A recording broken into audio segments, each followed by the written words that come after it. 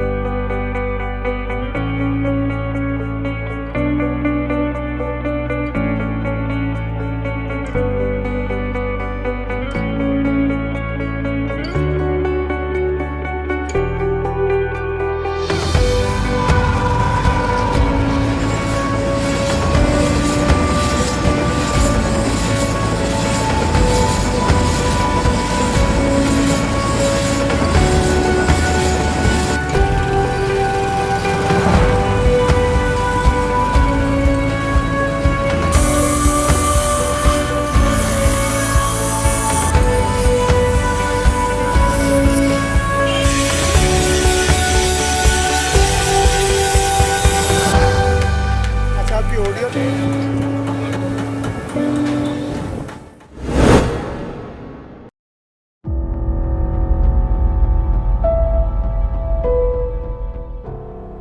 वालिद साहब जो थे, जब मैं 6 साल का था और सेकंड क्लास में था तो तब उनकी डेथ हो गई वालिद साहब की ना।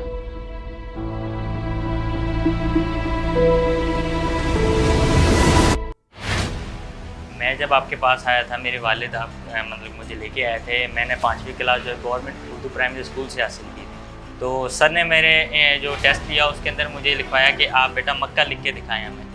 तो मैंने मक्का भी गलत लिखा, ठीक है। उसके बाद सर ने कहा अच्छा चले मदीना लिख के दिखाएं मुझे, तो मैंने मदीना भी गलत ही लिखा। टाइम पे मतलब आई फील लोनली ना, क्योंकि जब आपका कोई होता नहीं है then you feel lonely and you feel that आपको कोई प्यार करने वाला है, क्लोज नहीं है।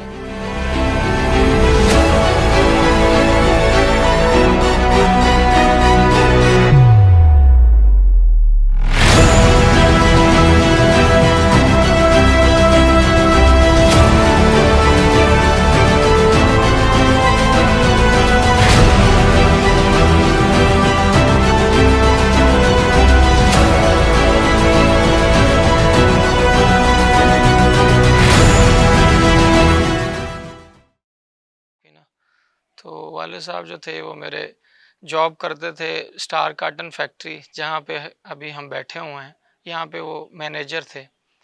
बस ज़ाहिर सी बात है, जब वालिद साहब थे तो एक अलग ही यानी अच्छा था, सारी चीज़ें अवेलेबल थीं, एक अच्छी ज़िंदगी गुजार रहे थे, ठीक है, हर चीज़ अवेलेबल थी। लेकिन जैसे ही वालिद साहब फ़ौत हुए, ज़ाहिर है वालिद साहब के बाद हम 2 भाई सबसे छोटे थे, ठीक है। तो उसके बाद फाइनेंशियली जो है वो मसाइल आना शुरू हो गए। मैंने 5वीं क्लास जो है गवर्नमेंट उर्दू प्राइमरी स्कूल से हासिल की थी।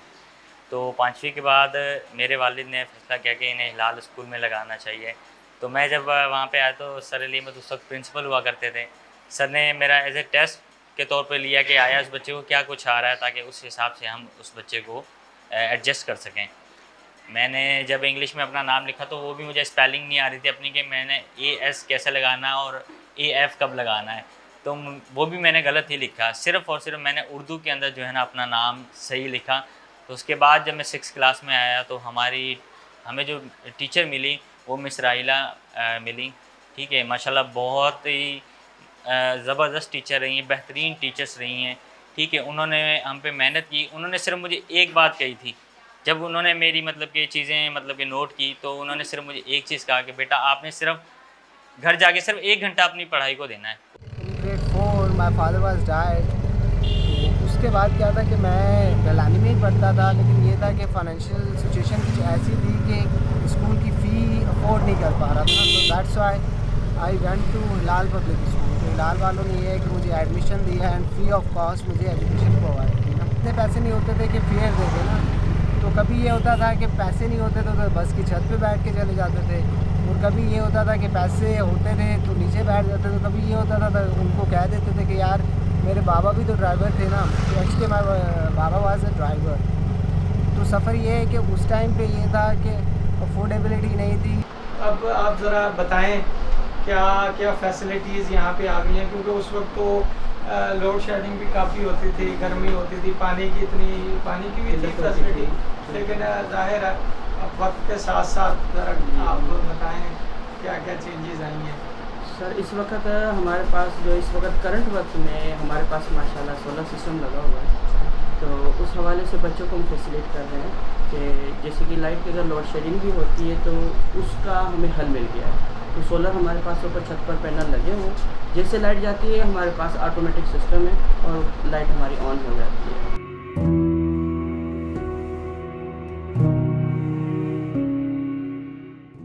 यहाँ पर जो सबसे अच्छी एक चीज़ थी ना, वो हिलाल स्कूल की ये थी कि एक्स्ट्रा करिकुलम एक्टिविटीज़ के अंदर इन्वॉल्व रखते थे, जो कि हमें गवर्नमेंट स्कूल्स के अंदर नहीं मिलती थी। उन इवेंट्स पे मुख्तलिफ़ एक्टिविटीज़ होती थी, तो मैं अक्सर स्पीच के अंदर, ठीक है, नात पढ़ने के अंदर, इस तरह की एक्टिविटीज़ के अंदर मैं एक्स्ट्रा एक्टिविटीज़ में हिस्सा लेता था, जिससे मेरा कॉन्फिडेंस डेवलप हुआ। यहाँ मैंने मिडिल क्लास तक हिलाल स्कूल से पढ़ा, तो ज़ाहिर है आगे मैट्रिकुलेशन यहाँ नहीं थी 9th-10th उस वक्त 2005 के अंदर। तो फिर मैं जो है दूसरे स्कूल चला गया, तो यही जो कॉन्फिडेंस था उसको मैं लेके आगे गया, तो मुझे बड़ा फ़ायदा मिला अपनी आगे स्टडीज़ के अंदर, क्योंकि पढ़ाई के साथ साथ दूसरी एक्टिविटीज़ में भी इन्वॉल्व रहना ये बड़ा ज़रूरी है, ठीक है ना। तो ये एक बड़ा डिफरेंस था हिलाल स्कूल का और दूसरे गवर्नमेंट स्कूल्स का। तो मैं आ जाएं, आगे आ जाएं।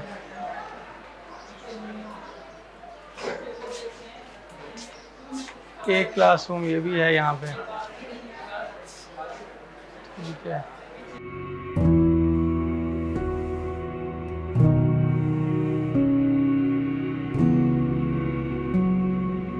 और आ जाएं, इधर लैब है, आपको लैब विज़िट करवाते हैं।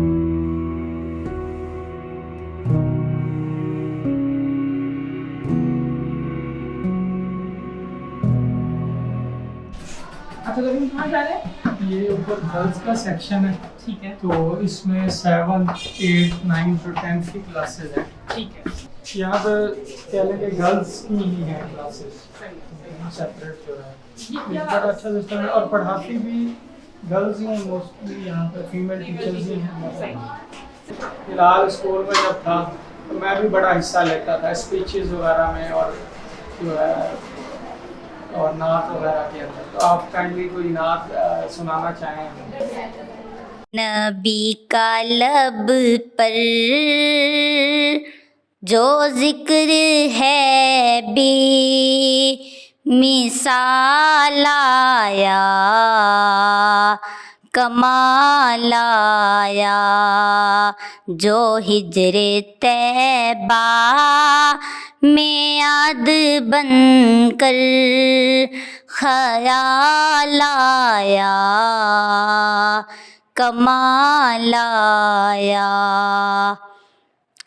तेरी दुआओं की बदौलत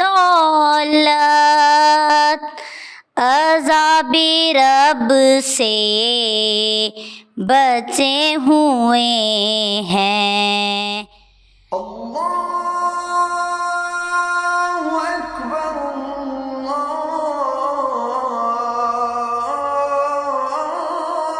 अल्लाहु अकबर, अशहदु अन ला इलाहा इल्लल्लाह।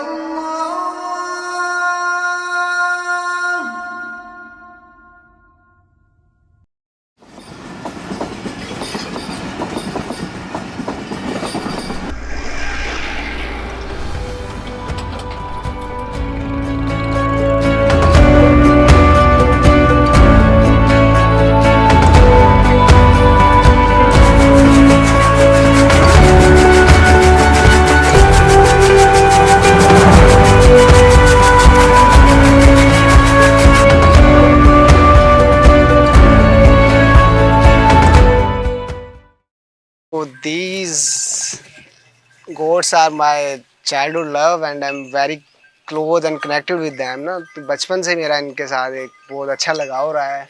सही है। तो मतलब ये था कि एक छोटी एक बकरी से मैंने काफ़ी एक हर्ड बनाया था उसके साथ। फिर आहिस्ता आहिस्ता तो ये है कि जब हायर एजुकेशन पे चले गए सेकेंडरी लेवल पे तो पढ़ाई ज़्यादा थी तो छोड़ना पड़ी। तो मैंने सोचा कि यार जानवरों से मेरी पहले ही स्टार्टिंग से अटैचमेंट थी, क्यों ना एक डेयरी फार्म स्टार्ट किया जाए अलॉन्ग विथ डेयरी फार्म, क्योंकि इनसे जो है एक बड़ा अच्छा मेरा रिलेशन था, मोहब्बत थी। तो मैंने सोचा कि यार कुछ ना गोट्स वगैरह भी होनी चाहिए ताकि ये जो है इस डेयरी फार्म की खूबसूरती को भी इन्हेंस करेंगी और मेरी जो इनसे जुड़ी हुई अटैचमेंट है वो उसको भी मुझे याद दिलाती रहेंगी कि कभी यार मैंने भी इनके साथ बड़ा एक टाइम गुजारा है। तो ये हमारा डेयरी फार्म है जो अभी स्टार्टअप में हुआ है, लेकिन आहिस्ते से ये है कि हम इसे एक्सपेंड करेंगे और इंशाल्लाह हम एक थोड़ा हायर लेवल पे लेके जाएंगे और with the help of technology उसको हम एडवांस करेंगे। अब तो ये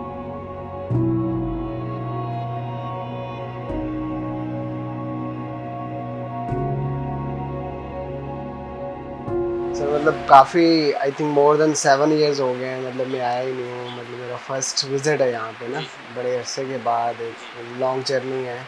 तो मतलब क्या क्या जो है चीज़ें इम्प्रूवमेंट आई हैं मतलब यहाँ पे ना, क्योंकि जिस टाइम पे हम लोग यहाँ पे स्टडी कर रहे थे कुछ लैक ऑफ रिसोर्सेज भी थी, लेकिन उसके बावजूद भी हमें it feels like we are in heaven ना। तो मतलब ये बहुत एक अच्छा एनवायरनमेंट हमें मिला उस टाइम पे भी, मतलब दूसरे स्कूल के मुकाबले में बहुत अच्छा एनवायरनमेंट था यहाँ पे हमें पढ़ने का मिला। उसके अलावा एक अच्छी फैकल्टी मिली जो मतलब नो हाउ थी, जिन्हें सब्जेक्ट्स का पता था। मीन्स अगर फिज़िक्स का टीचर है तो हमें फ़िज़िक्स का टीचर मिला, या केमिस्ट्री का था तो केमिस्ट्री का मिला। मतलब ये था कि काफ़ी जो है ना हमारी उन्होंने ग्रूमिंग की। If we are here then that's just because of our teachers, क्योंकि उन्होंने हम पे मेहनत की हर चीज़ में। और उसके साथ साथ ये था कि हमें एक फाइनेंशियली सपोर्ट भी थी ना एक अदारे की तरफ से, जो हमें मतलब यहाँ तक ले आई है। जी, दानिश हमारे स्कूल में दाखिले के लिए जब आया तो दाखिले के बाद मैंने इस बच्चे को चेक किया, जायज़ा लिया, देखा कि इस बच्चे में टैलेंट है, होशियार है और बच्चे में माशाल्लाह आगे बढ़ने की भी जुस्तजू है। और मैं मुख्तलिफ बहानों से बच्चे से बात करता रहता था, हफ्ते में 1 दफ़ा 2 दफ़ा क्लास में जाकर भी पूछना क्या हाल है। इनकी वालदा भी 8 दिन 10 दिन बाद स्कूल में आया करती थी इस बच्चे के बारे में मालूमात करने, और मैं ज़रूर कोशिश करके उनसे मिलता था और इस बच्चे की रिपोर्ट उनको देता था। और बच्चे से पूछता था, अगर नहीं आता था, इनका भाई नहीं आता था, उस बहाने से पूछ लेता था। तो मैंने महसूस किया कि बच्चे को बस शफ़क़त की ज़रूरत है, निगरानी की ज़रूरत है, बच्चे को हौसला और जज्बा देने की ज़रूरत है। ये बच्चा इंशाल्लाह बहुत आगे बढ़ेगा। और स्कूल स्टाफ की, स्कूल इंतज़ामिया की इसी शफ़क़त की वजह से ही देखने आज ये बच्चा माशाल्लाह कहाँ तक पहुँच गया है।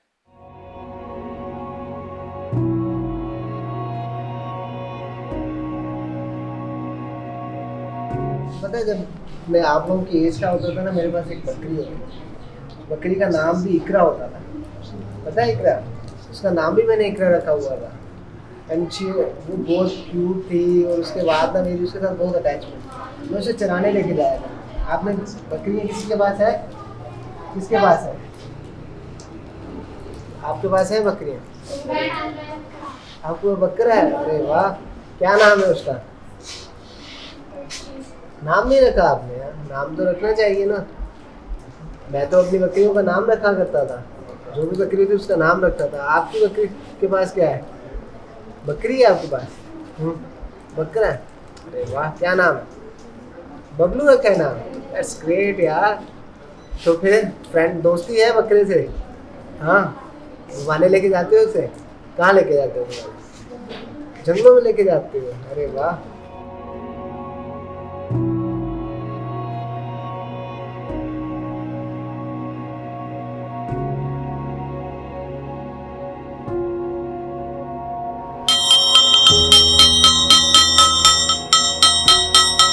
रिज़ल्ट अनाउंस हो रहा था तो मैं उस वक्त 4th नंबर पे था पूरी क्लास के अंदर। ठीक है, इसी तरीके से जब मैं 7th क्लास के अंदर आया तो उस वक्त मेरी जो पोजीशन बनती थी वो बन रही थी मेरी 2nd पोजीशन। बहुत मुश्किल होता है उस बच्चे के लिए जिस बच्चे को अपना नाम तक लिखना ना आ रहा और वो उन बच्चों को कॉम्पीट करता हो जो लगातार मुसलसल नर्सरी से लेके 7th तक 1st 2nd 3rd आ रहे हों और उनको कॉम्पीट करके वो बच्चा 2nd नंबर पे आ रहा हो, ये बहुत बड़ी बात होती है। माशाल्लाह मैंने बहुत अपनी तरफ से पूरी कोशिश की जितनी मैं कर सकता था और हमारे टीचर्स का भी बहुत बड़ा किरदार है। और सबसे ज़्यादा हमारी जो मिस है, मिस राहिला मुश्ताक, उनका बहुत बड़ा हाथ है मेरी कामयाबी के ऊपर। आज मैं जो कुछ भी हूँ, मैं समझता हूँ कि अपने GCT हिलाल स्कूल और मिस राहिला की मेहनत की बदौलत ही मैं आज इस मुकाम पे हूँ। उसके बाद मैं 8th पास करके गवर्नमेंट तामीर मिलत हाई स्कूल में एडमिशन लिया मैंने वहाँ पे, ठीक है। वहाँ पे भी माशाल्लाह मैंने हिलाल स्कूल की मेहनत की बदौलत आगे मेहनत करना स्टार्ट की। और मैं जब मैट्रिक में पास आउट हो रहा था उस वक्त मैंने A+ ग्रेड लिया था, वहाँ पे 686 मार्क्स ऑब्टेन किए थे। इस वक्त हम मौजूद हैं गवर्नमेंट तामीर मिलत हाई स्कूल में। आइए हम प्रिंसिपल से मिलते हैं। अस्सलाम वालेकुम सर, खैरियत अभी ठीक है सर? अस्सलाम वालेकुम, ठीक है। कहाँ से तशरीफ आए?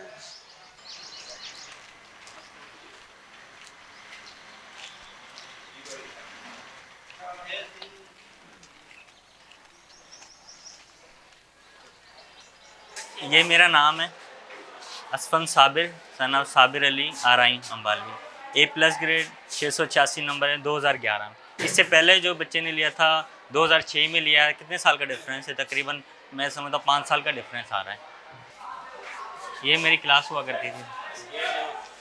तबीयत ना संजीदा, खास माना खामोश मिजाज और संजीदा और पढ़ने वाला, काम करने वाला, बाद इन्हीं बेंचों पे मैं पढ़ के गया हूँ, इन्हीं में। ओ बेटा जा बेटाई बेटा ते वसई नूर मुझु तो पुंजायूं। ओ बेटा जा बेटाई बेटा ते वसई नूर मुझु तो पुंजायूं।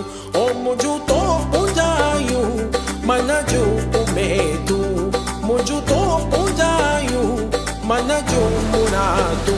ओ बेटा जा बेटाई बेटा ते वसई नूर मुझु तो पुंजायूं।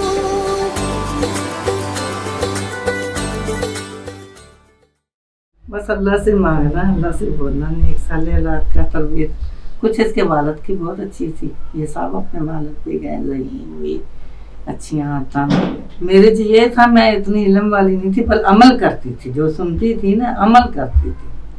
सच बोलना, ईमानदारी से रहना, खिदमत करनी, ये बड़ी बात है। हाँ, यही थी मेरे को तो ये। मैं खुद भी माशाल्लाह से जहाँ खुद भी फिक्र सी इन्होंने पानी छोड़ो अपने बूंदे थे, इन्होंने पानी बहुत फिक्र होंगी सी। बच्चियां मदरसियां जो पढ़िया, उसमें कुरान पाक पढ़िया, समझ बहुत पाबंदी ना पे उठ के अपना हर चीज़ करनी, टाइम टेबल रखना। मैं 5 को पढ़ी हुई सी तो सख्तियां तुख्तियां बच्चों ने जो होंगे से पूछ लेनिया। तो पूरे भाग थोड़ा बहुत सिखाया, जो सिखाया। ट्यूशन नहीं पढ़े, बड़े होकर कोई पढ़े होंगे, ट्यूशन नहीं पढ़े मेरे बच्चे। जो मैं सिखाता थोड़ा बहुत माशाल्लाह उत्थों चल गया।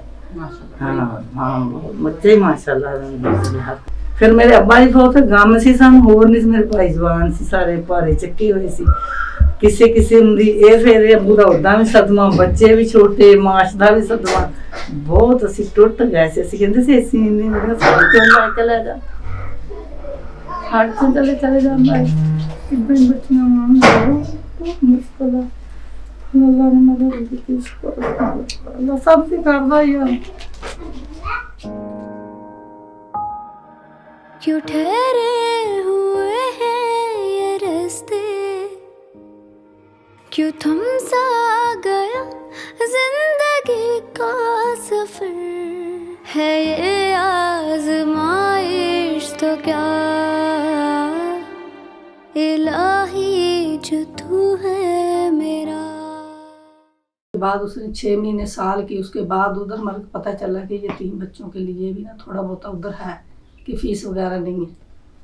तो उसने फिर दोनों भाइयों को साथ लगाया, तो उधर पढ़ते रहे। उसने हमारे साथ बहुत मतलब अच्छा सलूक किया। बच्चों की फ़ीस भी नहीं लेते थे, लेकिन बच्चों को ऐसे महसूस नहीं होता था कि ये फ़ीस लेते हैं। तो मैं जाती, कभी कभी पूछती बच्चे कैसे हैं, तो बहुत इज्जत करते सर अली अहमद की। इसने हमारे साथ बहुत, बस उधर से मेरे बच्चे किए ना, जो उधर से अच्छा इसने पढ़ाई की। उसने इंटरव्यू दिया, फिर ABA में चला गया। बहुत है, हम तो क्या मैं शेयर कर ही नहीं सकती। ऐसा हमारे ऊपर मुश्किल टाइम था ना, वो मैं बयान ही नहीं कर सकती। कहीं गुमशुदा है सवेरे, बस उसने मेरे को बेहोश आयश कराई, फिर पता ही नहीं था क्या करूं क्या नहीं करूं। फिर बस थोड़ा बहुत घर में है ये आज़माइश तो क्या इलाही जो तू है मेरा। शब ये ढल जाएगी सुबह न आएगी, तेरी नजरे करम की मुंतज़िर है नजर, है ये आज़माइश तो क्या इलाही जो तू है मेरा।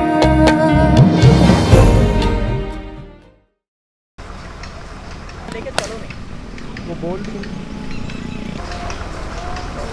चलो भाई।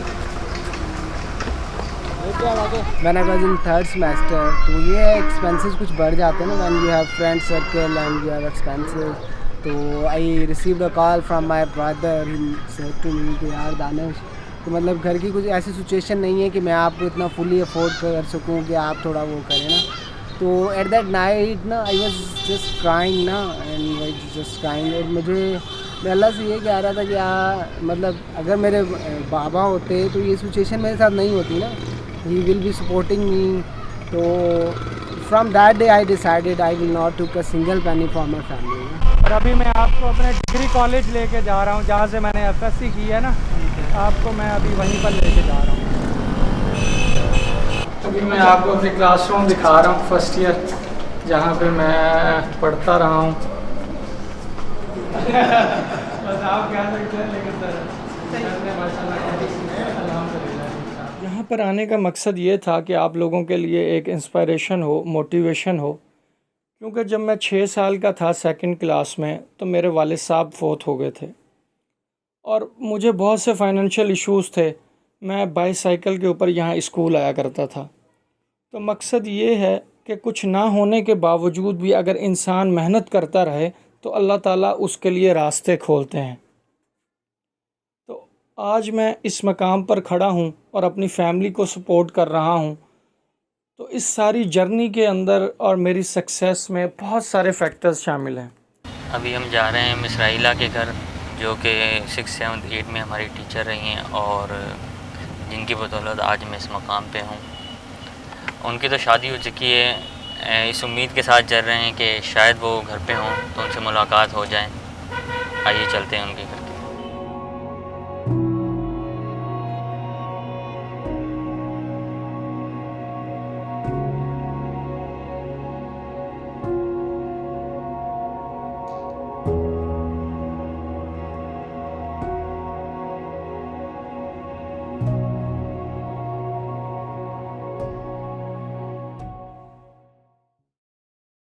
अब एक वक्त आ गया है कि मतलब वही लोग जो मेरे क्लास में थे, मेरे साथ कलीग्स थे, वो मेरे लिए काम करते हैं ना, तो वो मेरी अब टीम में है।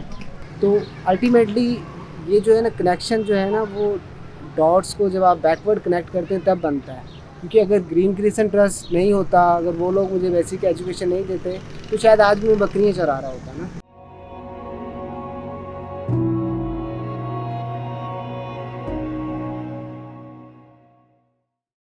एक्चुअली जो पर्पस है, अगर आपने नेशन बिल्डिंग करनी है, अगर आपने नेशनल गोल सेट करने हैं, अगर आपने नेशनल प्रायोरिटीज सेट करनी है, तो उसके लिए आपको इन्फ्लुएंस करना पड़ेगा पूरे educational system. And this is now I am dwelling in politics. तो आप you can not remain aloof from that. और बिल्कुल हम इन्फ्लुएंस करना चाहते हैं अपनी national education policy. This is our agenda, and we want to, sort of have a national agenda on education. This is the purpose. हम तो models बना के दिखा सकते हैं, सैम्पल। ये 150 जो है, ये मतलब जो हमने स्कूल बनाए हैं, या ये 300 हो जाएंगे, 400 हो जाएंगे, 1 लाख बच्चे हो जाएंगे 30,000 से, तो ये अचीवमेंट नहीं है। This is only a model that we are creating, this can be done. इसकी कॉस्ट क्या है करने की, वो भी हम बता देंगे। फाइनेंशियल कॉस्ट ऑफ इट, इसकी ह्यूमन रिसोर्स कॉस्ट क्या है वो भी हम बता देंगे। और इसका रिज़ल्ट क्या है वो भी हम दिखा देंगे। तो हम तो एक प्रोसेस बना के दिखाएंगे, 25-30 साल का ये हमारा अचीवमेंट होगी कि this is the process and this is the result. So if you do the same to your national curriculum and your national education system, ये चीज़ निकल के आनी शुरू हो जाएगी।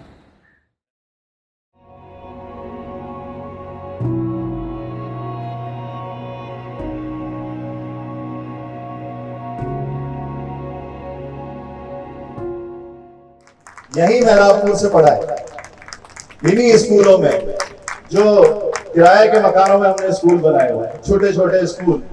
तो ये होता है साइकिल लाइफ का, कि जिस बच्चे को आज आप पढ़ाते हैं वो कल का मोहल्ले होता है। बहुत थोड़े से बच्चे हैं, आप देखें जरा कितने बच्चे उठ के आ रहे हैं जो हमारे स्कूल के बच्चे हैं सारे। Because as you know that we've been working all across Sindh, but the kind of enthusiasm and the hunger for education and making their lives better, we feel that we find here in Mirapur is phenomenal. So that is why we are here, and our motto is school wahan, zarurat jahan. जो तालीम के शोबे में काम करना चाहते हैं वो हुकूमत की और रियासत की मदद कर रहे होते हैं। वतन की मिट्टी गवाह रहना, गवाह रहना, वतन की मिट्टी गवाह रहना, गवाह रहना, वतन की मिट्टी अजीम है तू, अजीम कर हम बना रहे हैं, गवाह रहना, वतन की मिट्टी गवाह रहना, गवाह रहना, गवाह रहना।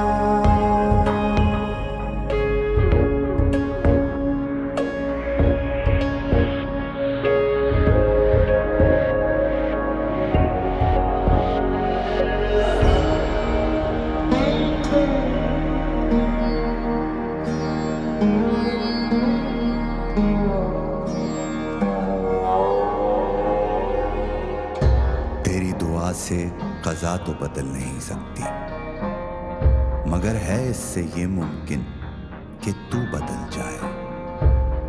तेरी दुआ है कि हो तेरी आरज़ू पूरी, मेरी दुआ है तेरी आरज़ू बदल जाए।